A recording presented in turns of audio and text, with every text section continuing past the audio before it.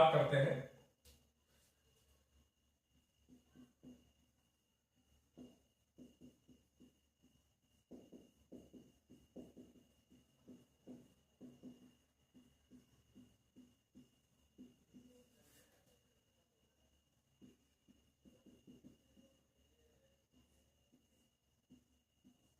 Number of electrons in charged species. Species क्या है? देखो कई बार ना मुझे एटम की जरूरत पड़ेगी या मॉलिक्यूल की जरूरत पड़ेगी या आयन बोलना होगा। तो जब मुझे नहीं पता कि आगे क्या होने वाला तो मैं एक ओवरऑल मोटा मोटा उसको स्पीशी बोल दूंगा। वो स्पीशी एटम भी हो सकती है, वो मॉलिक्यूल भी हो सकती है, वो आयन भी हो सकती है। आयन क्या है? चार्ज स्पीशीज को आयन कहते हैं। ठीक है, अब यहां चार्ज से क्या मतलब है? चार्ज से मतलब है कि किसी एटम के ऊपर, मॉलिक्यूल के ऊपर प्लस माइनस ऐसे कुछ बना हुआ हो, उसे हम चार्ज कहते हैं। ठीक है, अब इससे पहले कि हम चार्ज स्पीशीज की बात करें, थोड़ा सा हम बात कर लेते हैं कि चार्ज आता कहां से है किसी भी एटम के अंदर। तो सुनो ध्यान से, वापस से, इससे पहले कि हम चार्ज स्पीशीज की बात करें कि जैसे कि भाई H minus, H plus, carbon +2, nitrogen -3, ऐसे ये सब चार्ज एटम है या इसे हम आयंस कह सकते हैं। तो ये चार्ज बनता कैसे है, आता कैसे है, उसकी हमको जड़ में जाना पड़ेगा। तो पहले सुनो ध्यान से,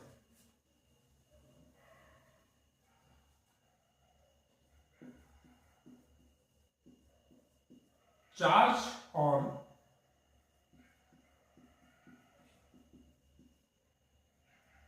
one proton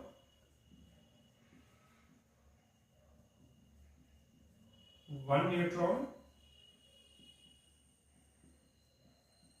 and one electron. एक प्रोटॉन के ऊपर क्या चार्ज है, एक न्यूट्रॉन के ऊपर और एक इलेक्ट्रॉन के ऊपर क्या चार्ज होता है। अब ये जो चार्ज है इसको मैं दो पार्ट में डिवाइड करूंगा।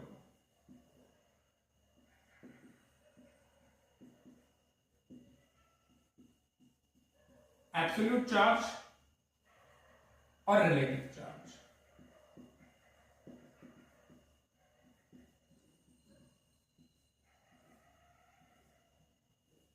ठीक, तो एक प्रोटॉन के ऊपर कितना चार्ज होता है? वो होता है plus 1.6 into 10⁻⁻19 coulomb. What is this coulomb? Coulomb is a unit of charge. Charge की जो यूनिट होती है उसे हम क्या बोलते हैं? कूलम। सिंबल होता है इसका कैपिटल C। ओके, ये आपको थोड़ा याद रखना है, होता है ऐसे। न्यूट्रॉन का ऊपर कोई चार्ज नहीं होता, न्यूट्रॉन हमेशा न्यूट्रल होता है, इसलिए इसका नाम ही न्यूट्रॉन है।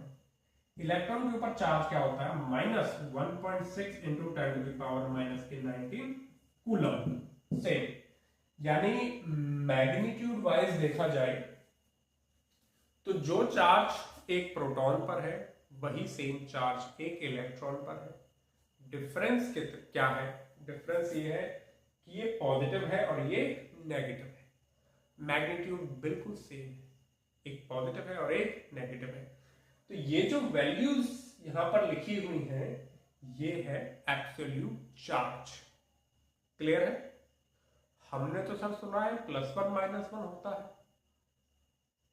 ये +1 -1 क्या है? तो एक्चुअली में ये जो +1 और ये जो -1 है ये तो 0 है, ये रिलेटिव चार्ज होता है। ठीक है, ये इनका आपस में रिलेटिव चार्ज है, कोई यूनिट नहीं लगानी यहां पर। रिलेटिव चार्ज से मतलब इनको बार बार ये डेटा लेने की जरूरत नहीं है, इससे हमारा काम चल जाता है। जैसे आपने प्रोटॉन और इलेक्ट्रॉन, एक प्रोटॉन और एक इलेक्ट्रॉन का रेशो लिया, तो और इसका, अब ये मैग्नीट्यूड तो कैंसिल आउट हो गया, तो ये प्लस का 1 कूलम कूलम कैंसिल आउट और ये माइनस का 1, तो रेशो क्या आया? +1 -1। तो ये इनका आपस में रिलेटिव चार्ज कहलाता है। हम ज्यादातर इसी से काम चलाएंगे, आपको ये वैल्यूज याद होनी चाहिए, जरूरत पड़ेगी। ठीक है, ठीक है। अब सुनो, अगर किसी एटम में इलेक्ट्रॉन ज्यादा है तो वो इलेक्ट्रॉन क्या लेकर के आएंगे? Negative charge.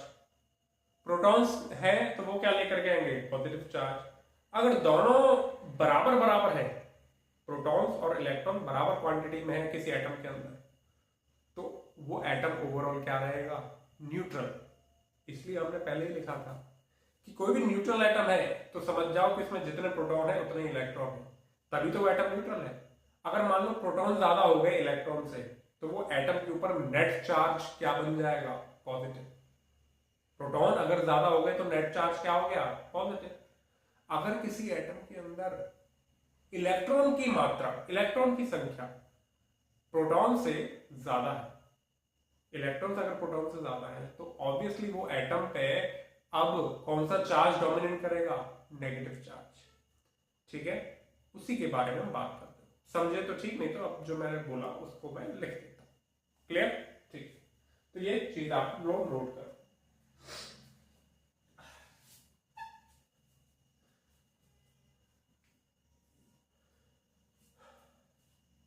तो मुझे थोड़ा स्पेस की जरूरत है, मैं हटाता हूं।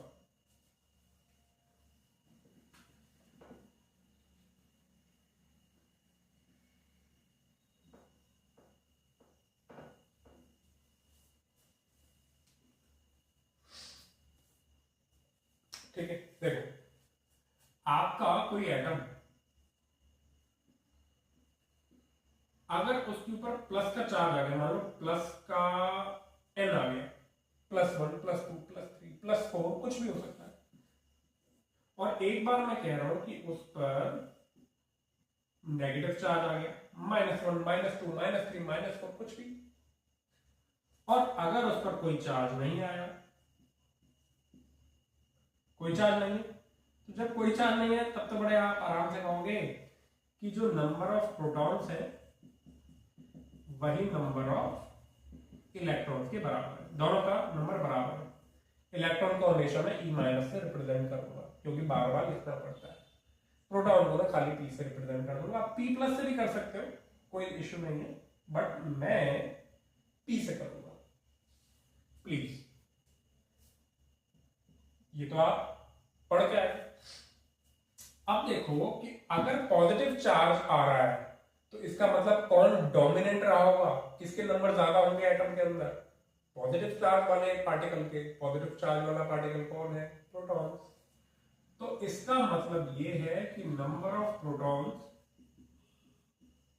Is greater than number of electrons. Clear? ठीक। और अगर नेगेटिव चार्ज आ रहा है तो क्या डोमिनेट कर रहा होगा? नेगेटिव पार्टिकल डोमिनेट कर रहा होगा नंबर में।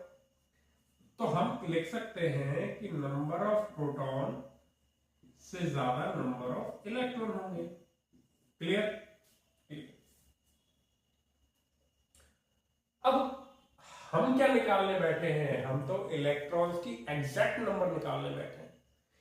इससे हमें आइडिया लगा है कि कौन ज्यादा है, इलेक्ट्रॉन ज्यादा है या प्रोटॉन ज्यादा है। ठीक है, ठीक है। अब सुनो, अब आप लोग एक नोट डाल के लिखेंगे, बहुत ही जरूरी। वो नोट ये है, पहले मैं बोल देता हूं कि मैं क्या नोट लिखाने जा रहा हूं।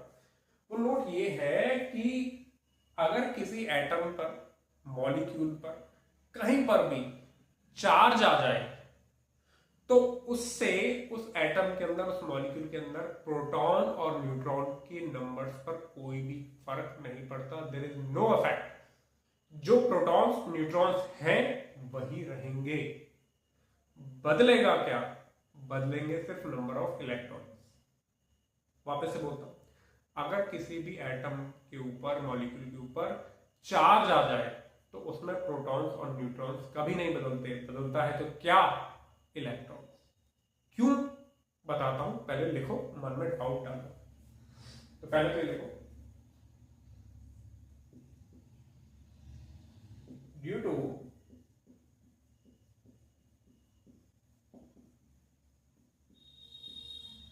Presence of charge on a species, मैंने अपने आप को बचा लिया, एटम हो, मॉलिक्यूल हो, कुछ भी, there is no change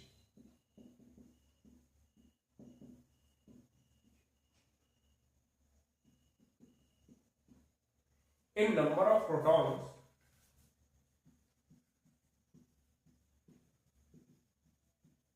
and neutrons,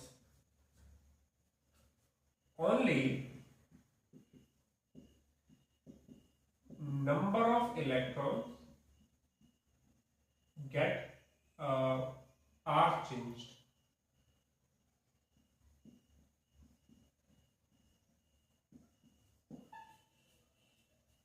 ठीक, क्या मतलब है इसका? इसका मतलब ये है कि भाई कोई एटम है, उसमें प्रोटॉन और न्यूट्रॉन कहां बैठे हुए हैं? न्यूक्लियस के अंदर। अब प्रोटॉन कहीं बाहर आ जा सकता है? नहीं। न्यूट्रॉन बाहर आ जा सकता है? नहीं। प्रोटॉन और न्यूट्रॉन की संख्या पे तो कभी कोई फर्क पड़ेगा ही नहीं। बाहर से कांटेक्ट किसका है? इनका बाहर से कोई कांटेक्ट नहीं है, न्यूक्लियस के अंदर एकदम पैक छुपे बैठे। बाहर कांटेक्ट किसका है? इलेक्ट्रॉन का। या तो ये जाएंगे या ये एक्स्ट्रा इलेक्ट्रॉन आएंगे, यानी आना जाना कौन करते? इलेक्ट्रॉन। ठीक है, आपकी न्यूट्रल स्पीशीज है तो इसमें प्रोटॉन और इलेक्ट्रॉन क्या होंगे? बराबर बराबर। अगर मान लो इलेक्ट्रॉन चले गए, इलेक्ट्रॉन चले गए तो इलेक्ट्रॉन तो क्या हो गए? कम। प्रोटॉन क्या हो गए? ज्यादा। तो ये कंडीशन बन जाएगी। इसका मतलब उस एटम के ऊपर, उस स्पीशीज के ऊपर कौन सा चार्ज आ जाएगा? पॉजिटिव। तो पॉजिटिव चार्ज आने का मतलब क्या है? कि इलेक्ट्रॉन चले गए। क्लियर? ठीक है। अगर मान लो एक्स्ट्रा इलेक्ट्रॉन बाहर से आ गए, पहले प्रोटॉन और इलेक्ट्रॉन बराबर बराबर संख्या में थे, अब मान लो एक्स्ट्रा बाहर से इलेक्ट्रॉन आ गए। अब आ गए तो क्या हुआ? प्रोटॉन की संख्या में कोई फर्क पड़ा क्या? नहीं। प्रोटॉन से ज्यादा हो गए क्या? इलेक्ट्रॉन। अब इलेक्ट्रॉन ज्यादा हो गए तो कौन सा चार्ज डोमिनेट कर गया? नेगेटिव। इलेक्ट्रॉन नेगेटिव है तो कंडीशन ये वाली बन जाएगी कि इलेक्ट्रॉन ज्यादा है प्रोटॉन से, तो कौन सा चार्ज आ जाएगा? नेगेटिव। क्लियर है? क्लियर है। अब सवाल यह है कि इलेक्ट्रॉन्स कितने होंगे? ध्यान दो, जितने इलेक्ट्रॉन बाहर निकलते चलते जाते जाएंगे उतना ही पॉजिटिव चार्ज आता जाएगा। अगर मान लो एक इलेक्ट्रॉन चला गया, पहले बराबर बराबर थे, एक इलेक्ट्रॉन चला गया तो कितना चार्ज आएगा? +1। 2 इलेक्ट्रॉन चले गए तो +2, 3 इलेक्ट्रॉन चले गए तो +3, 4 इलेक्ट्रॉन चले गए तो +4। तो इसका मतलब अगर आपको नंबर ऑफ इलेक्ट्रॉन निकालने हैं तो नंबर ऑफ प्रोटॉन में से या एटॉमिक नंबर में से n घटा दो। ये n क्या है? ये n है चार्ज। ये n क्या है? चार्ज। +1 आ रहा है तो इसका मतलब कितने इलेक्ट्रॉन चले गए? 1 चला गया। +2 आ रहा है, इसका मतलब कितने इलेक्ट्रॉन चले गए? 2 चले गए। +3 आ रहा है, इसका मतलब 3 इलेक्ट्रॉन चले गए। थे कितने पहले? इसके बराबर थे। पहले जब ये न्यूट्रल था तब तो ये बराबर थे, नंबर ऑफ इलेक्ट्रॉन और प्रोटॉन बराबर थे। जैसे जैसे चार्ज आता जा रहा है वैसे वैसे इलेक्ट्रॉन जाते जा रहे हैं, या जैसे जैसे इलेक्ट्रॉन जाते जा रहे हैं वैसे वैसे चार्ज आता जा रहा है। ठीक है, कोई बात नहीं। अगर आपके मन में डाउट आ रहा है तो मैं एग्जांपल जब कराऊंगा तब एकदम क्रिस्टल क्लियर होगा, गारंटी। ठीक है, ठीक। अच्छा, माइनस चार्ज का मतलब ये है कि इलेक्ट्रॉन आ रहे हैं। अगर एक इलेक्ट्रॉन एक्स्ट्रा आ गया, पहले तो देखो प्रोटॉन और इलेक्ट्रॉन बराबर थे, अगर एक इलेक्ट्रॉन और आ गया तो -1, 2 आ गए तो -2, 3 आ गए तो -3। इसका मतलब जितना चार्ज होगा वो किसको बताएगा? नंबर ऑफ प्रोटॉन से उतने ही इलेक्ट्रॉन ज्यादा हो जा रहे हैं। तो ये आ गया चार्ज्ड स्पीशीज में नंबर ऑफ इलेक्ट्रॉन निकालना। डाउट है सर? डाउट है सर? क्लियर करता हूं मैं एग्जांपल से। ठीक है, आप इसके यहां तक लिखो, डाउट होना अच्छी बात है।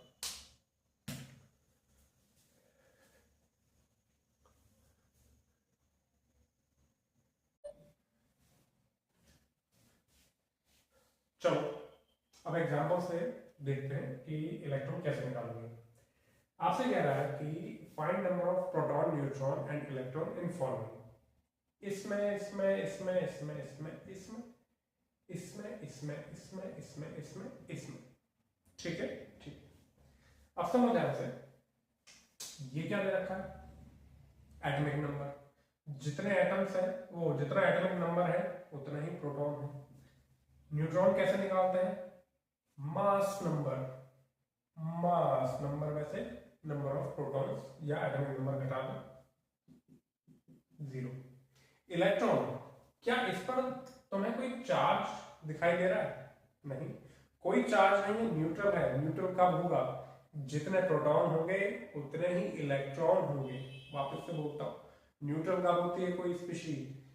अगर उसमें जितने प्रोटॉन हैं उतने ही क्या होते हैं? इलेक्ट्रॉन, तभी वो न्यूट्रल होती है। और प्रोटॉन निकालना तो मैंने सिखाया, तो एक ही इलेक्ट्रॉन। अब यहां ध्यान दो, सेम। अच्छा, अब यहां पर चार्ज आ गया प्लस, प्लस मतलब +1, +2 बोलना है तो वो +2 लिखेगा। अगर उसको +1 लिखना है तो वो खाली प्लस लिखेगा। तो अच्छा, चार्ज आने से क्या प्रोटॉन और न्यूट्रॉन की संख्या पर कोई फर्क पड़ता? नहीं पड़ता। वापस से बोलता हूं, चार्ज आने से उस स्पीशी में प्रोटॉन और न्यूट्रॉन की संख्या पे कोई फर्क नहीं पड़ता, सिर्फ इलेक्ट्रॉन चेंज होते हैं। तो यहां 1 0 प्लस, प्लस का मतलब क्या है? कौन डोमिनेट कर रहा है?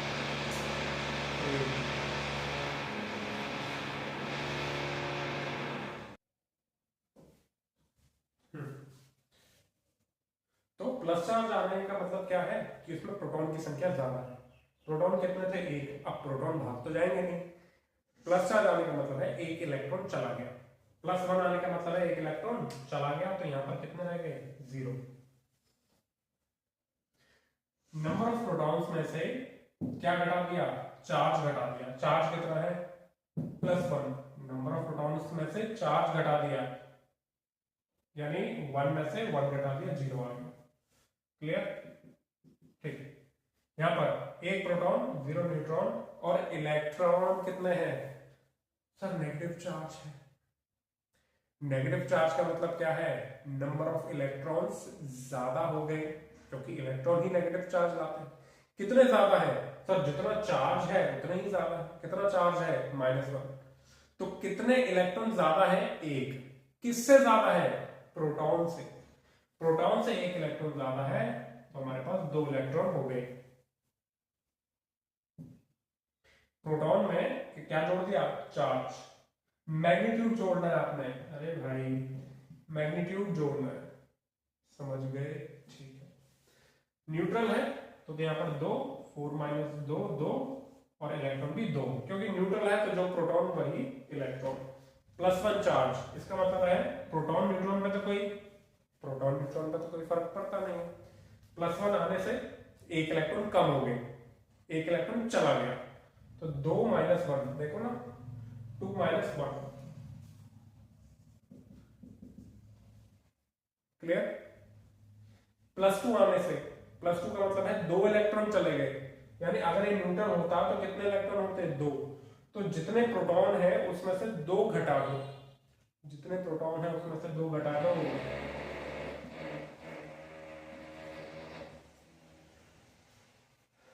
ठीक है, ठीक है।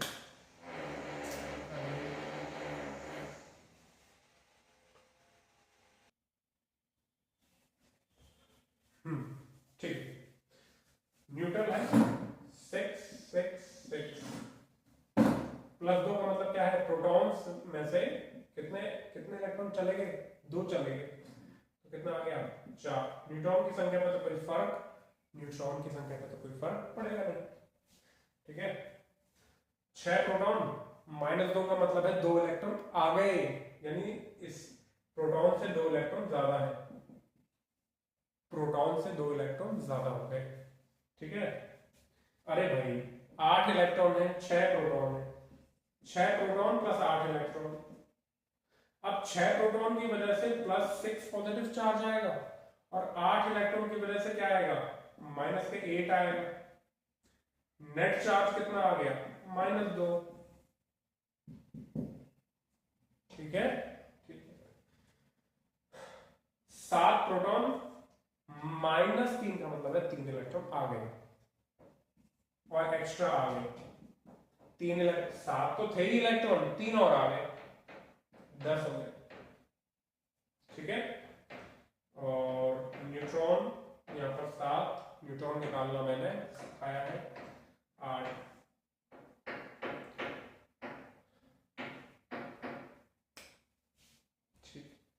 थोड़ा सा 8 प्रोटॉन है, +3 का मतलब है कि पहले कितने प्रोटॉन, पहले कितने इलेक्ट्रॉन थे, 8 ही थे, अब उनमें से 3 चले गए। तो 8 में से 3 चले गए तो कितने बचे, 5। और ये 16 माइनस, न्यूट्रॉन की संख्या में कोई बदलाव नहीं होगा। पहले प्रोटॉन कितना है, 11, +1 का मतलब एक इलेक्ट्रॉन चला गया, तो हो गए 10 बस। ठीक, तो यहां तक आप लिखो, मैं इसे मिटाता हूं, एक क्वेश्चन और देंगे, लिखो यहां तक।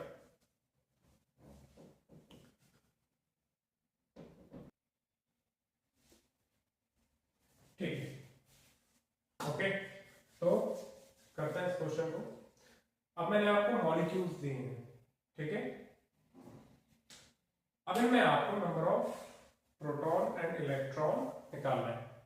शुरू करते हैं। प्रोटॉन H2, 2 हाइड्रोजन है। अच्छा, एटॉमिक नंबर आपको पता है, एक हाइड्रोजन के पास, हाइड्रोजन का एटॉमिक नंबर क्या है, 1, और एक हाइड्रोजन के पास कितने प्रोटॉन होते हैं, 1। तो 2 हाइड्रोजन के पास कितने हुए, 2 हुए ना। अच्छा, क्या आपको कोई चार्ज दिखाई दे रहा है, नहीं सर, चार्ज दिखाई नहीं दे रहा, इसका मतलब इस पर चार्ज 0 है। तो वो कब होगा, जब प्रोटॉन भी 2 है तो साथ ही इलेक्ट्रॉन भी कितने होने चाहिए, 2। तभी तो इनका +2 और -2 मिलके 0 होंगे, तभी तो न्यूट्रल होगा भाई।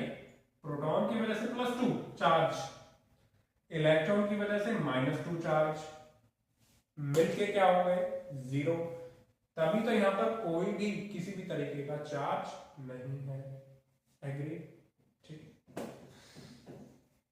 N2, हमें पता है नाइट्रोजन का एटॉमिक नंबर 7 है, यानी नाइट्रोजन के पास 7 प्रोटॉन है।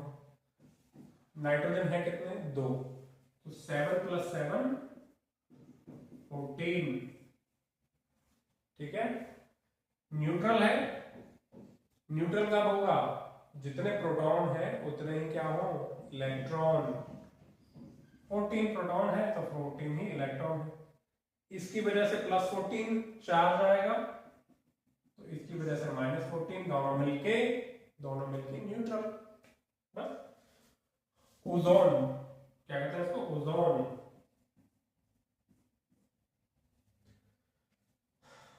ऑक्सीजन का एटॉमिक नंबर सबको पता है, एटॉमिक नंबर पता है तो प्रोटॉन्स पता है।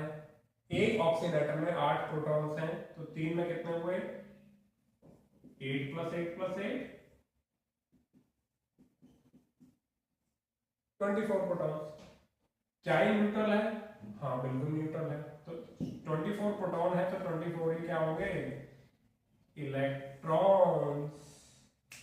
बस अब फटाफट करते जाते हैं। H2O, 2 hydrogen 1 oxygen, 2 hydrogen 1 oxygen, 2 hydrogen कितने प्रोटॉन लाएंगे, 1 और 1 2, और 1 ऑक्सीजन कितना लाएगा, 8। कितने हो गए, 10 प्रोटॉन। 10 प्रोटॉन, क्या कोई चार्ज है, नहीं, तो इलेक्ट्रॉन में क्या हुए, 10। एग्री। अमोनिया, ये हमारा वाटर है, ये क्या है, अमोनिया। कह दो ना, ये है अमोनिया। कितने प्रोटॉन है, नाइट्रोजन के पास 7 प्रोटॉन होते हैं और हाइड्रोजन के पास 1, और 3 हाइड्रोजन है तो 10 प्रोटॉन। क्योंकि न्यूट्रल है तो 10 इलेक्ट्रॉन। C2+2, 2 कार्बन है, एक कार्बन के पास अरे कार्बन का एटॉमिक नंबर 6 होता है ना, तो प्रोटॉन कितने हो गए 12। और इसका चार्ज भी तो है, चार्ज से प्रोटॉन की संख्या पर कोई फर्क पड़ता है क्या? नहीं पड़ता। तो 12 क्या रहेंगे प्रोटॉन्स, एंड 12 क्या इलेक्ट्रॉन 12 होंगे? नहीं। +2 चार्ज है, इसका मतलब जितने प्रोटॉन्स हैं उसमें से 2 कम कर दो, यानी 2 इलेक्ट्रॉन भाग गए।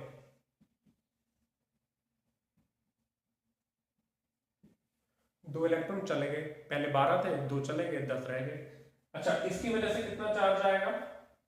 प्रोटॉन्स की वजह से प्लस के 12 और इलेक्ट्रॉन की वजह से माइनस के 10, +12 -10 मिलके क्या बना? +2। आई होप चीजें क्लियर है। कार्बोनेट आयन, अब तो बड़े फटाफट फटाफट करते जाओ, वीडियो पॉज करो और करते जाओ। हाँ भाई, कार्बन और 3 ऑक्सीजन, कार्बन कितने प्रोटॉन देता है? 6। ऑक्सीजन कितने देता है? 8। एक ऑक्सीजन 8 देता है, तो कितने हो गए? 24। और ये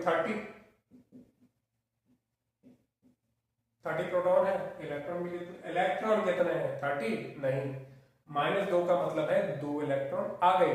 पहले 30 थे, 30 प्रोटॉन 30 इलेक्ट्रॉन। अगर ये न्यूट्रल होता तो ऐसे होता तो 30 प्रोटॉन और 30 इलेक्ट्रॉन, लेकिन -2 का मतलब है 2 इलेक्ट्रॉन आ गए, तो 32 इलेक्ट्रॉन हो गए।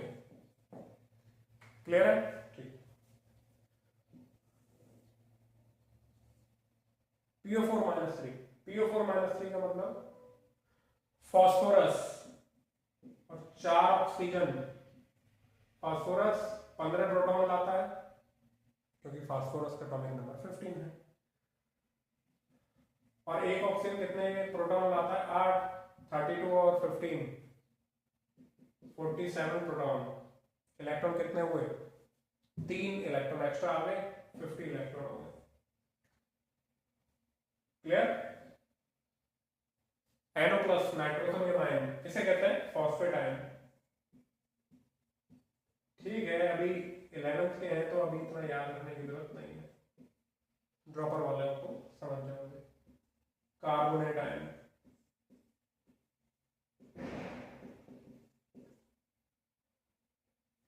नाइट्रोसोमियम आयन। हाँ भाई, नाइट्रोजन है और ऑक्सीजन है। नाइट्रोजन चार्ज से तो कोई फर्क पड़ता नहीं प्रोटॉन में। नाइट्रोजन कितने प्रोटॉन लाता है? 7 और ऑक्सीजन 8।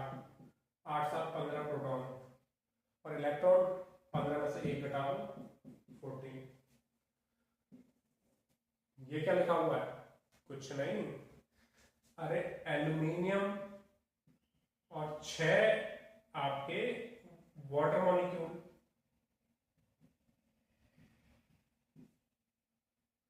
दिख रहा है?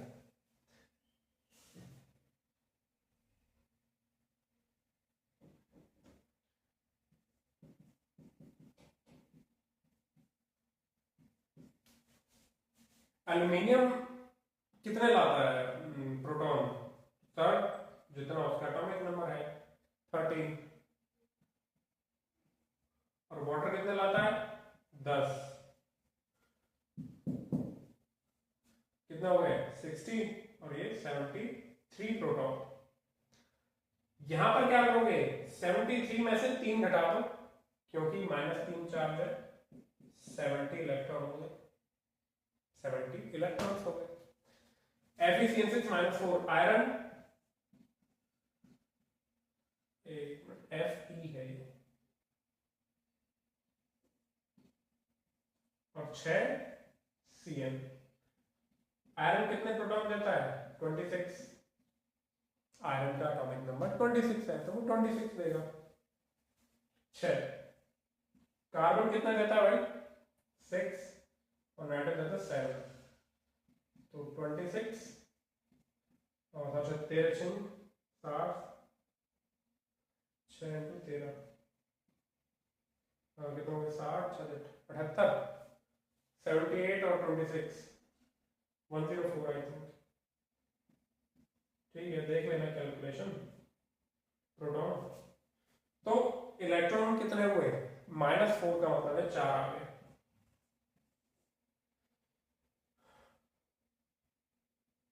ठीक। तो इस तरीके से हमने नंबर ऑफ इलेक्ट्रॉन्स निकालना सीखा। सो आई होप आप लोगों को ये चीजें क्लियर हुई हैं। Thank you.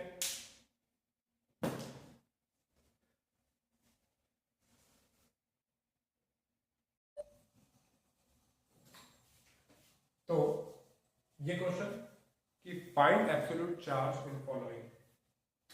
देखो, जब ये कहता है एब्सोल्यूट चार्ज तो इससे हमारा मतलब होता है चार्ज इन कूलम।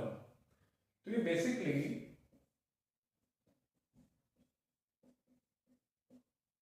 कूलम में चार्ज की बात कर रहा है। ठीक है, एक मिनट कट तो नहीं, मैं देखूं।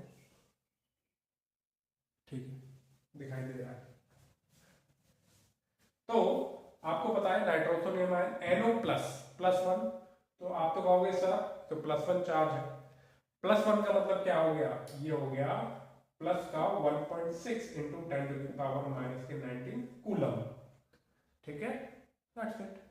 अरे हमने रिलेटिव चार्ज पढ़ा था,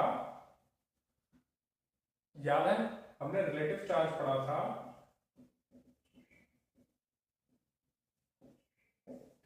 प्रोटॉन का चार्ज रिलेटिव हमने पढ़ा था +1 और इलेक्ट्रॉन का पढ़ा था -1।